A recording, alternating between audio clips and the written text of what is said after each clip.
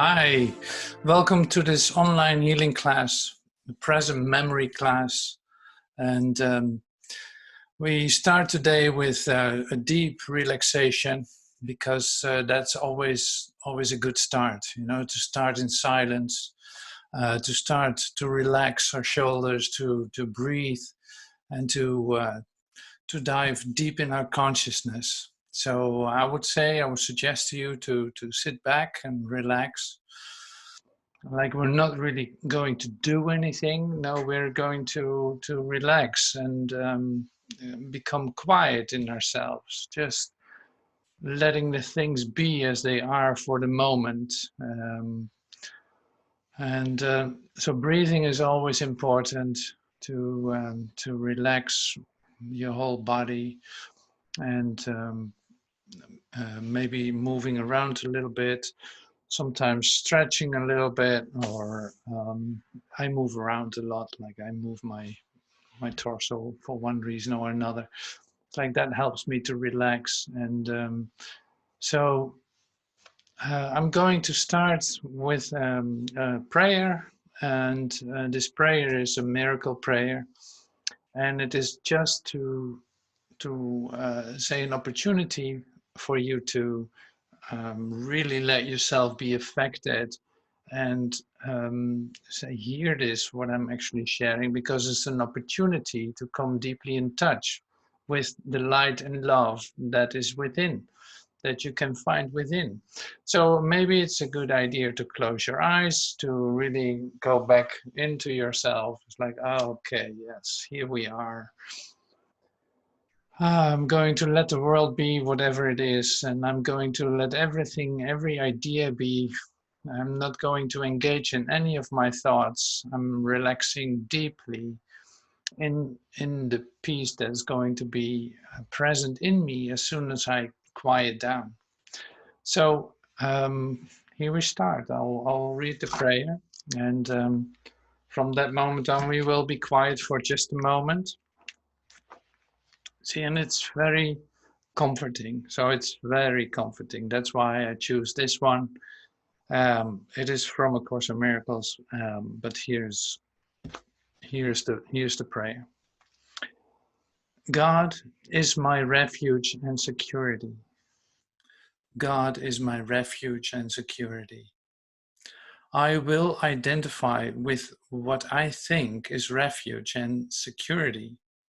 I will behold myself where I perceive my strength, and think I live within the citadel where I am safe and cannot be attacked. Let me today seek not security in danger, nor attempt to find my peace in murderous attack.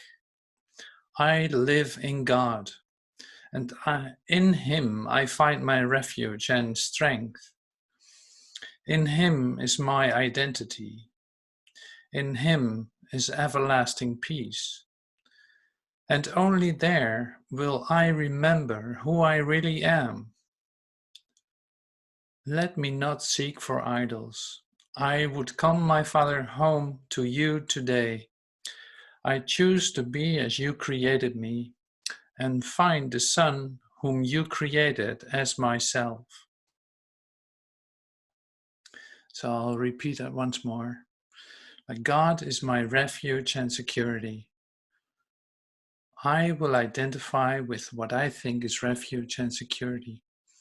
I will behold myself where I perceive my strength and think I live within the citadel where I am safe and cannot be attacked. Let me today seek not security in danger, nor attempt to find my peace in murderous attack. I live in God. In Him I find my refuge and my strength.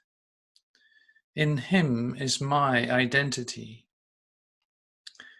In Him is everlasting peace. And only there I will remember who I really am. So let me not seek idols. I would come, my Father, home to you today. I choose to be as you created me. and find the Son whom you created as myself. God is my refuge and security. So just for a moment, be quiet, be still, and let this go and search for your refuge and security right now.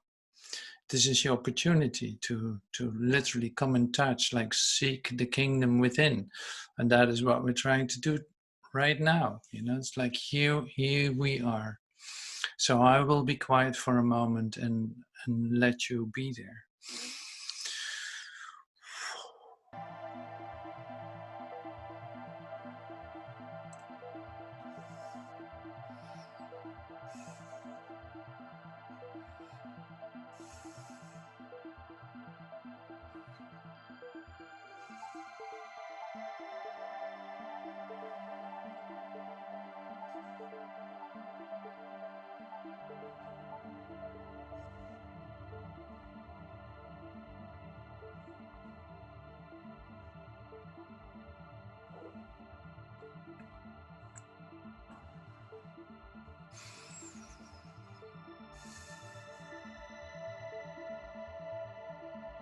So God is my refuge and security.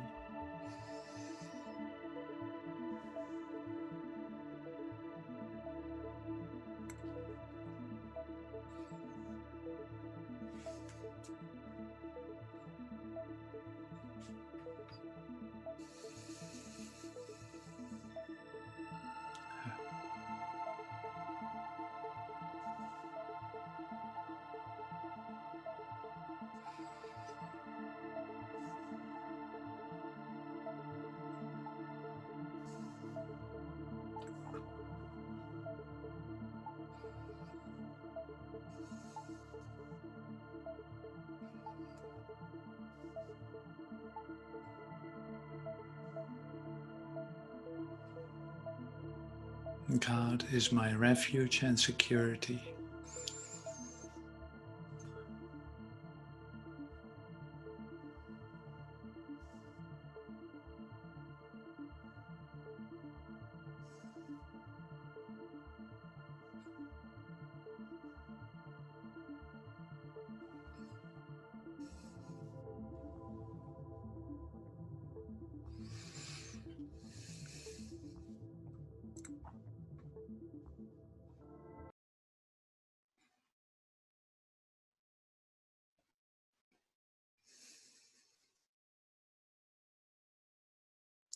Wow, that is great. Thank you so much for sharing, for joining with me in that. So we found our refuge and security. You know where to go for that. And that's what I love about this. If you quiet down, what is real about you will come up anyway. It's like you can't stop that unless you're afraid to experience it. So, and that's okay too. So then you feel like, okay, I feel there is something, but I don't really know how to get to it. But I would love to come in touch with it. I would love to have an experience of this light and love that is available. I really want to know where my refuge and security is. So that is also an incredible step for yourself, to admit that that is what you want. So there's always say the invitation to see yourself as a beginner, like you don't know how to do this. I have no method of how you do this, and that is so great because you don't need a method to do this. So every time, every moment, this is brand new. So you cannot be looking for the thing that you already know. You go inside and you sink deeper into yourself, but you don't know where to look for, because it's not that you can turn on the switch and there is it. No, it's always letting go, letting go, letting go, and opening yourself up with not looking for anything. Like I posted this week this art of meditation. Joel says it too. It's like No, you don't ask for anything. You don't even ask for a certain experience, or you don't even ask for health or wealth or health. Yeah, it's like you don't even ask. You don't ask for that. No, you come with complete open hands. So that's what I love about this. You don't know what you are going to get, but it's just a matter of trust in that sense. You don't need to be afraid for everything that is given. So the more you rely on that, maybe the easier it goes. Or you do the practice during the day a couple of times, maybe I say 5 minutes or 3 minutes or 2 minutes or seconds. It can be seconds that you just remember, like, oh, wait a minute. Yeah. Oh, yeah, wait a minute. God is my refuge and security. Oh, here it is. Oh, okay. I remember that. That's great. I take that with me. No matter what I'm going to do, I'm taking that with me. So God is my refuge and security. So we do all this, like, it is not even a doing. So in meditation, in becoming quiet in yourself, it is a matter of sitting back and relax and letting it come to you, and allowing all things to be as they are for just a moment. Your thoughts rise up, and that's okay. You allow them to be there. You don't engage with them. Or the emotions that come up, that rise up as soon as you become quiet, suddenly you start to feel actually what you're feeling, because that is something that is happening during meditation too. It's like you become very much aware of what is happening inside yourself, in your mind, what is going on, and also the feelings that are coming up. And you just allow those to be there. You don't need to fight them or say, like, okay, I cannot be emotional right now. No, there's no rules for it. Everything is allowed to be there. So there's a place for everything like that.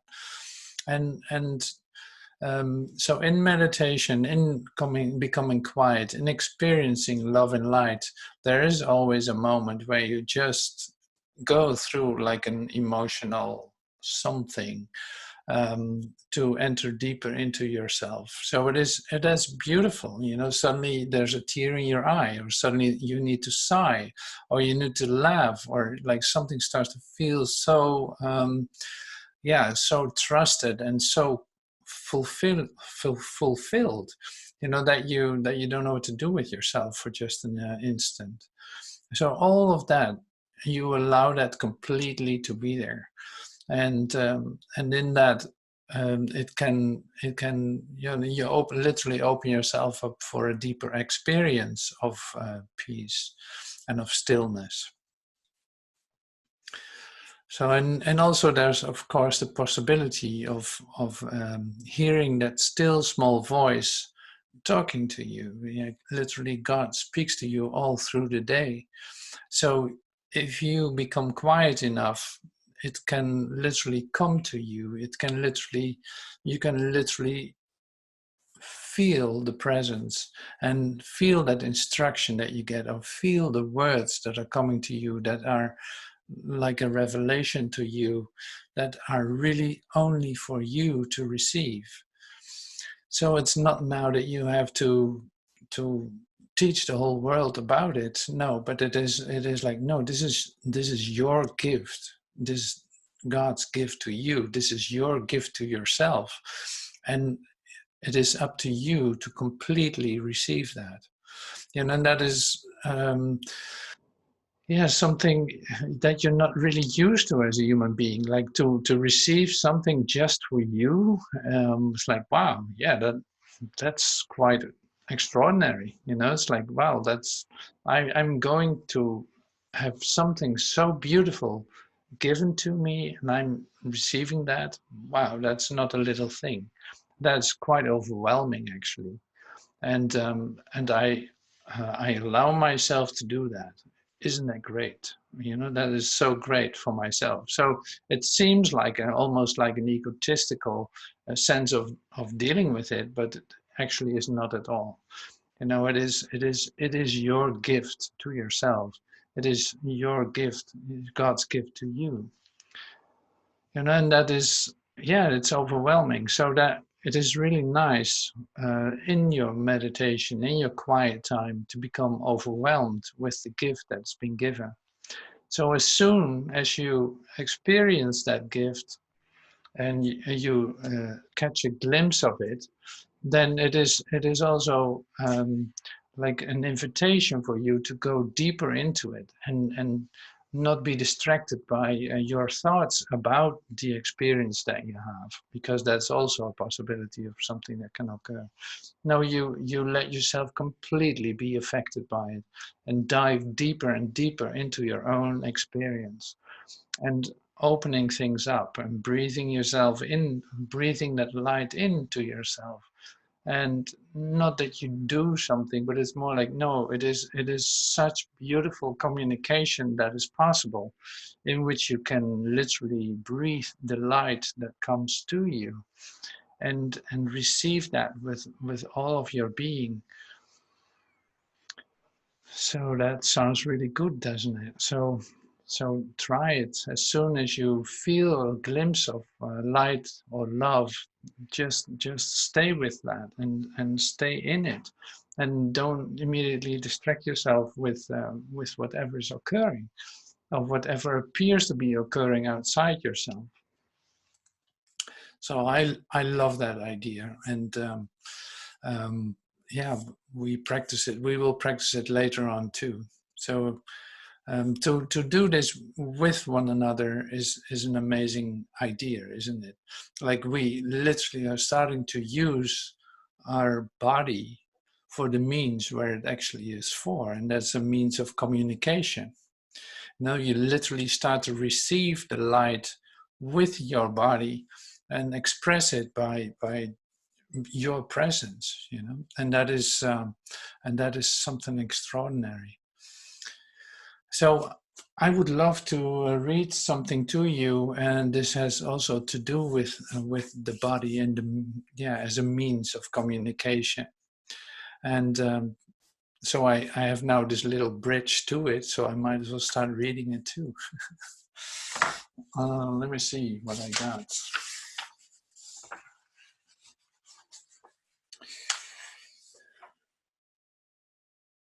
Mm.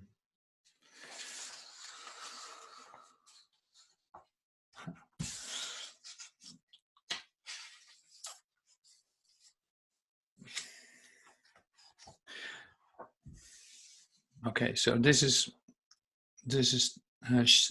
thing. Yeah, this is about the use of time. You consider it natural to use your past experience as the reference point from which to judge the present. Yet this is unnatural because it is delusional. When you have learned to look on everyone with no reference at all to the past, either his or yours, as you perceived it, you will be able to learn from what you see now. For the past can cast no shadow to darken the present, unless you are afraid of the light, and only if you are would you choose to bring darkness with you, and by holding it in your mind, see it as a dark cloud that shrouds your brothers and conceals their reality from your sight. Time can release as well as imprison, depending on whose interpretation of it you use. Past, present, and future are not continuous unless you force continuity on them. You can perceive them as continuous and make them so for you. But do not be deceived and then believe that this is how it is. You would destroy time's continuity by breaking it into past, present, and future for your own purposes. You would anticipate the future on basis of your past experience and plan it accordingly. Yet by doing so, you are aligning past and future and not allowing the miracle which could intervene between them to free you to be born again. Wow. So time can release as well as imprison. And so in this present memory class that we're doing, like this present memory class is connected to the idea of remembering now, remembering what is actually occurring in your experience of who you really are, being free of the past. What is over is already gone, and being free of the future because you don't want to project your past into the future. Like that has never been attractive, and now it is not attractive either. You know, it's like you want this to be free. You want this continuity is in the present moment. So there's an ongoing present moment, and that is right now. And it has nothing to do with time. So in order for you to escape out of time, you will have to let go of what happened before or what will happen in the future. And that's such a great exercise in that sense. It's such a great practice. Like literally, we're finding the present. We are finding what is real about ourselves, free of our ideas that are rooted in time. See, and this is the only way that you can see your brother as who he is. If I would come with my whole package of associations that I have as memories connected to a certain person, I would never see this person as who he really is. You know, and that is the short version of the explanation, so to speak, of that.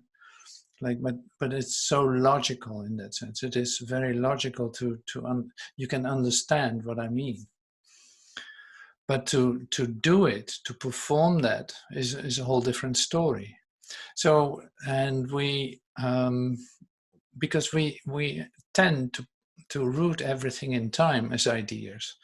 So now, in order for it to be undone, it has to come into your awareness that you're doing that you're associating in time. So you come with your old memories and share some with someone. You bring them to life again. You know, it's like, yeah, it's inevitable in human social conversation. It is a very normal thing to do, but yet it is actually not natural at all. So you miss it. Actually, you are missing the life that's being offered in that present moment, because in this present moment is where you come to life. It has nothing to do with time. It has nothing to do with death. No, it's literally, it's happening right now. It's happening right now. It is not bound by anything. It is free to be itself. It doesn't. It has no law except the law of God. You know, it's like, yes, I can see you now, in this present moment, as who you really are. So you are a reflection of the wholeness, of the healed mind, the wholeness that I am. So in that, like, this is not the end of the story. In that, we can literally, we naturally communicate.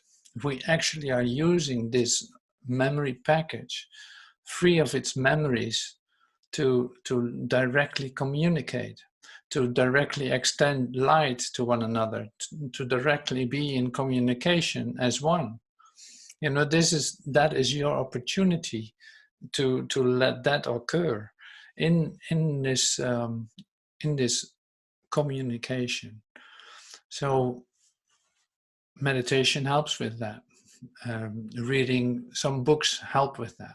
You know, reading about how this actually works and trying to do exercises or letting it come to you can totally help in your desire to come into that communication is what is needed too. So it takes a bit of determination to do this. You know, it's like, yeah, this is what I want. I want to, through communication, I want literally to come to life. I want to resurrect out of this time. I don't want to be bound by time anymore and all its associative, the associative cloud, literally, that is connected to it, which is really like a cloud of darkness. And if you doubt about that, just turn on your television and see what's on it.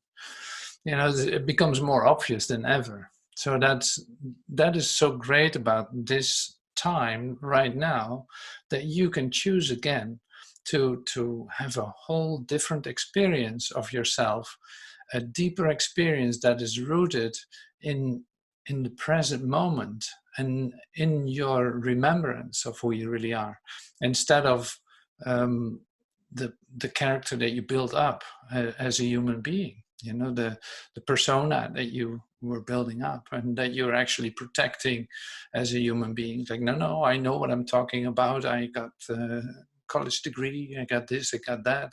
So many years of experience. Like, no. So, no, in this present moment, we're all beginners. In this present moment, the more you can let go of all your ideas about yourself, the deeper your experience will be. It's at least not in the way anymore. And I love that. I just love that. So in the letting go of these ideas, you become lighter. Literally, you start to look younger. You start to shine light, literally, and so that is your own recognition and your own passion starts to shine through in that sense of your remembered communication. Your remembered link to God. Your remembered, you actually say, no, I'm not separate anymore. I can feel that communication. I'm connected to God. God is my refuge and security. I don't have any other securities anymore. Like, I don't value any of the, the offered securities of the world anymore. And that's so great, because whatever falls away is being exchanged for something like a deeper experience of yourself. So there literally is nothing lost. It is you are actually coming to life. So yeah, that's so great. But Joe, I put a couple of things online this week. One of them is Living the Truth. It was a video or an audio from Joel, where he actually was teaching an advanced class. But since you guys look pretty advanced to me, I will share some of that with you. And I don't even know what an advanced class is, with all respect.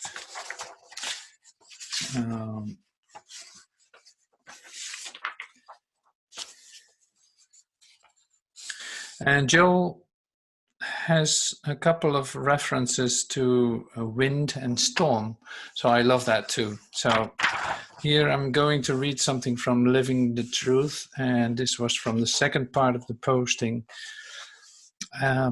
So it is that in the presence of specific truth, the storm will continue to be a storm. And it will be a problem, but in the presence of consciously known truth, there are no more storms, because storms do not exist as creations of God. God never made a storm. You will remember that Jesus came to do the will of his Father. Well, he stilled storms. Therefore, storms cannot be a part of God's kingdom, or the Master never would have stilled one. Death cannot be part of God's kingdom. Not in our young days, not in our oldest days. Death is just no part of God's kingdom. But death will continue to present itself to us as a problem until we specifically know the truth. And the truth is, death does not have its rise in God. Death has no source in God, is not an activity of God, does not represent the will of God. or Jesus would not have overcome it. Disease cannot come forth from God. There cannot be a provision in the kingdom of God for anyone, anywhere, anytime, suffering a disease. Otherwise, the Master would not have been doing the Father's will in overcoming disease. So you see that instead of accepting the universal belief about the inevitability of disease, of accident, of death, of lack, of limitation, of depressions, if instead of that we recognize that all of these have their source in an impersonal mental activity which really has no father, has no principle, has no law, has no defined cause, you at that moment begin to nullify the effects. I love that. I love that. So that's very well said. You know, it's very beautifully said. Ah, that's so great. Thank you so much. Thank you for bearing with me that I can share this with you. It's really awesome. Living the Truth, part 4:4. God is not in the whirlwind. There's not a wind. You know, that's why I said this is all about wind. So wind is a nice metaphor of everything that's surrounding us as ideas. God is not in the whirlwind, but in the still small voice. God is not in the whirlwind, but in the still small voice. And in applying that, remember that every problem that presents itself to you is the whirlwind, the storm. And the power isn't out there in it, the power is within you. And so, as you remember throughout the day, God is not in the whirlwind, God is in the still small voice. This will make you stop for a second, as if you were listening for that voice. It takes only a second to establish that contact.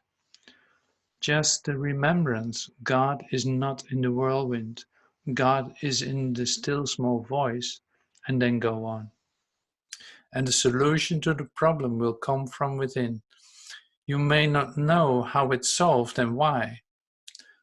The presence goes before you to make the crooked places straight. Don't give thought to how the problem is to be solved, outside of the natural human steps you are taking. But remember, God is not in the whirlwind. God is not out there in the problems, in the storm. God is in the still small voice, and let it solve your problem.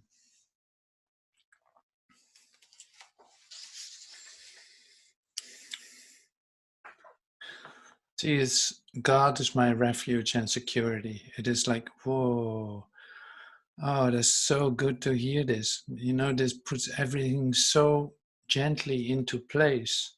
And Joel can say this really beautiful. Like Joel, and luckily we have the transcripts too. It's like you can read it again and again. It's like, oh my God, it's so good to remember this. You know, it is not in the whirlwind, it's in the still small voice. So that's a voice that doesn't even use air. It doesn't produce any wind at all. It is still, it is you, you know, it is in you. It is directly messaging you. It literally fills you.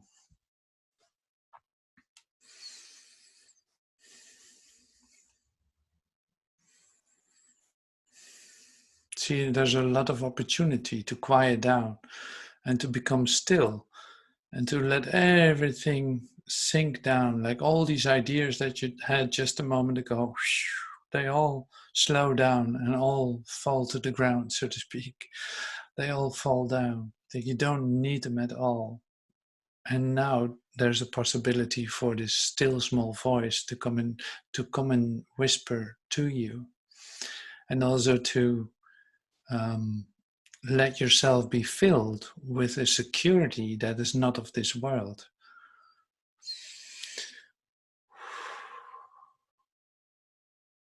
So yeah, still good to breathe and to relax and to become still.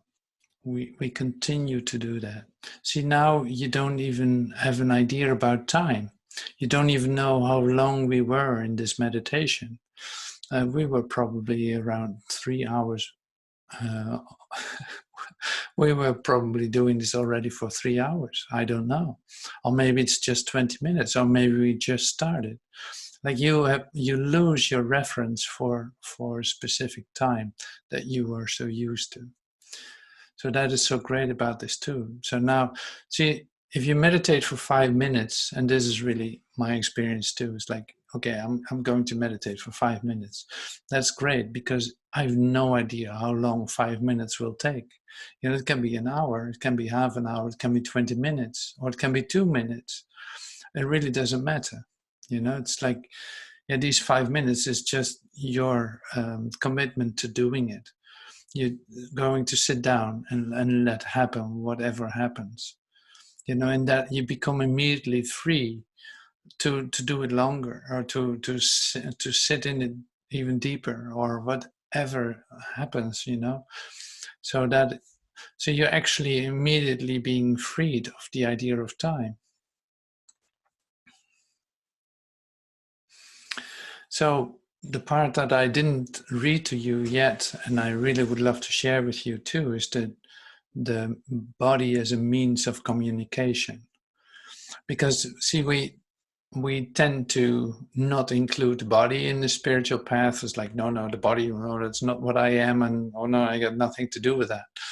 But it can be like that. I don't say that you do, but it can be like that. Like the temptation to not include the body is big. I speak from my own experience, you know. So to see it in a right, so to speak, is also the inclusion of the idea of a body, but the right use of it is then is good to know. You know, it's good that you become aware of how that actually works for you. So I'm going to read that to you too. And it starts with this line: you are not limited by the body, and thought cannot be made flesh. Yet mind can be made manifest through the body if it goes beyond it and does not interpret it as a limitation. So that's quite some lines. You are not limited by the body, and thought cannot be made flesh. Yet the mind can be manifested through the body if it goes beyond it and does not interpret it as limitation. Whenever you see another as limited or by the body, you are imposing this limit on yourself. So if you see someone as a body, you see that as a limitation, you're limiting yourself. Are you willing to accept this when your whole purpose for learning should be to escape from limitations?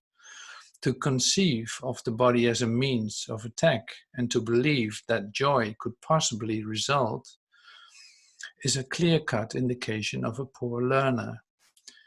He has accepted a learning goal in obvious contradiction to the unified purpose of the curriculum, and one that is interfering with his ability to accept its purpose as his own. Okay, here, joy is a unified purpose, and unified purpose is only God's. So joy is a unified purpose. When yours is unified, it is His. Believe you can interfere with His purpose and you need salvation. You have condemned yourself, but condemnation is not of God. Therefore it is not true. No more are any of its seeming results. When you see a brother as a body, you are condemning him because you have condemned yourself. Yet if all condemnation is unreal, and it must be unreal, since it is a form of attack, and it can have no results. Do not allow yourself to suffer from imagined results of what is not true. Do not allow yourself to suffer from imagined results of what is not true. Free your mind from the belief that this is possible.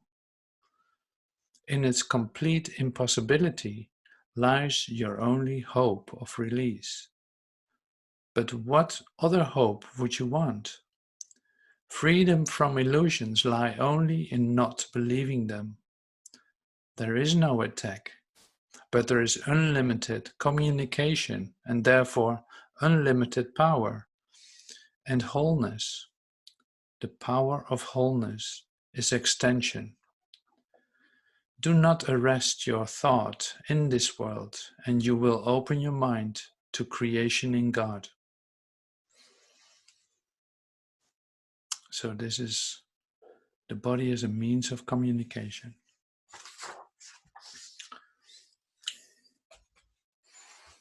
So that's quite confusing sometimes, you know. You think somebody really is that body, and it isn't.